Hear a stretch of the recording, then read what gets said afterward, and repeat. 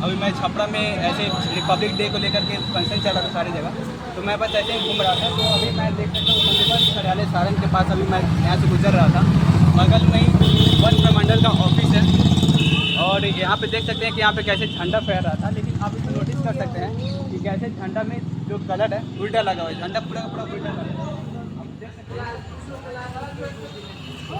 आप यहाँ से हरा कलर आप देख सकते हैं ऊपर में और सैफरन कलर नीचे में, यानी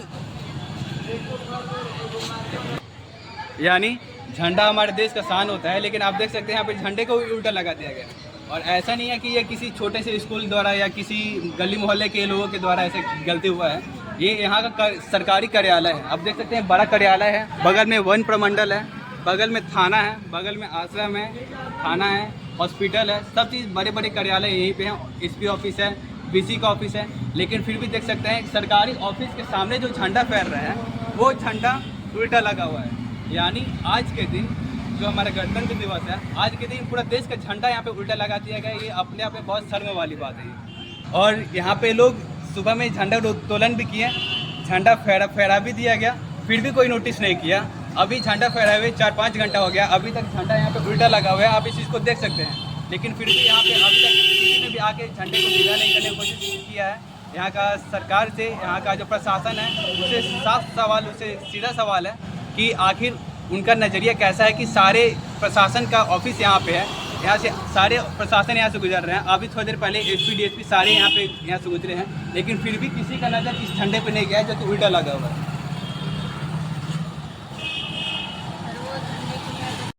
इंसिडेंट होने के बाद जब मैंने पुलिस को कॉल किया था 100 पे, तो वहाँ से रिप्लाई आया कि 10 मिनट में पुलिस आ रहे हैं आपके पास। और ये आधे घंटे बाद कॉल आता है कि आप कहाँ से बोल रहे हैं, अपना लोकेशन बताइए। तो फिर मैंने लोकेशन बताया तो वो कह रहे हैं कि हमारे थाने में नहीं आता है, वो किसी और थाने में रेफ़र किया। उन्होंने बोला कि चलिए मैं आपको कनेक्ट कर देता हूँ उस थाने से।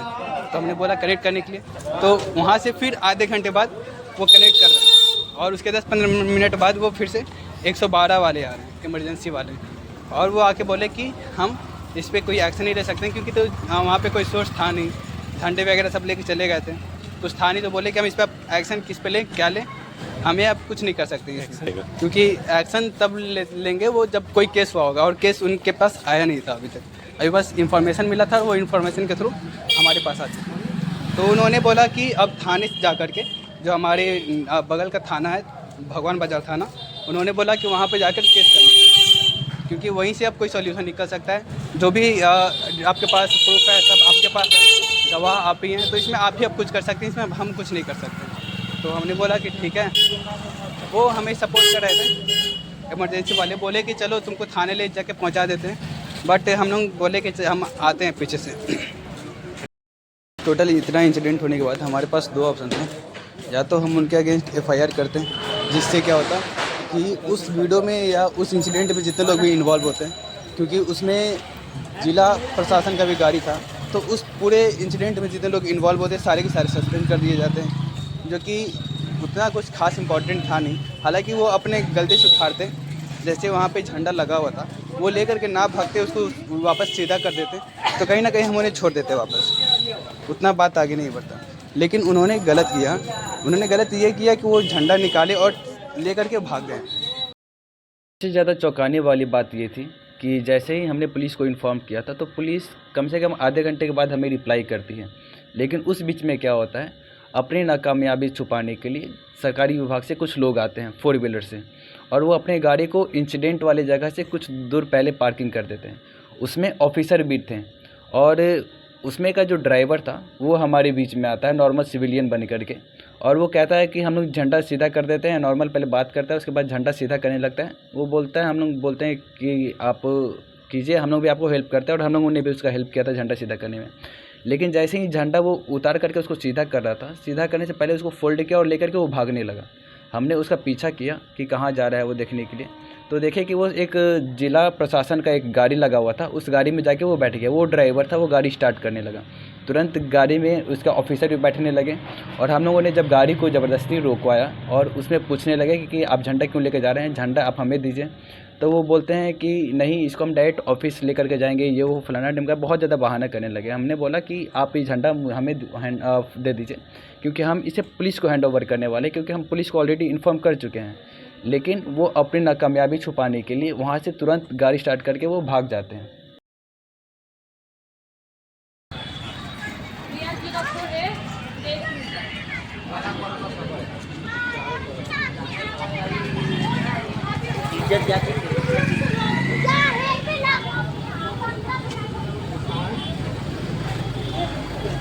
अभी तो बताइए सर, सुनिए ना सर। अरे सर सुनिए। अरे बात तो सुनिए, बात तो सुनिए। आप क्या बोले? अरे आप क्या बोले कि अभी ठंडा में यहीं पर रख रहे हैं? सर हमारा, आप बोले कि सर हमारे आ रहे हैं। अभी सर आप जैसे इन्होंने बोला कि सर हमारे आ रहे हैं, वो बात करेंगे आप लोग से। और झंडा लेके जा रहे हैं आप लोग। कम से कम हमें तो दीजिए झंडा कि हम पुलिस को हैंड ओवर कर दें। आप पुलिस को हम कंप्लेन किए तो आके हम लोग से क्या बात करेगा वो, कि आप लोग क्यों कॉल किए, क्यों कंप्लेन किए हैं?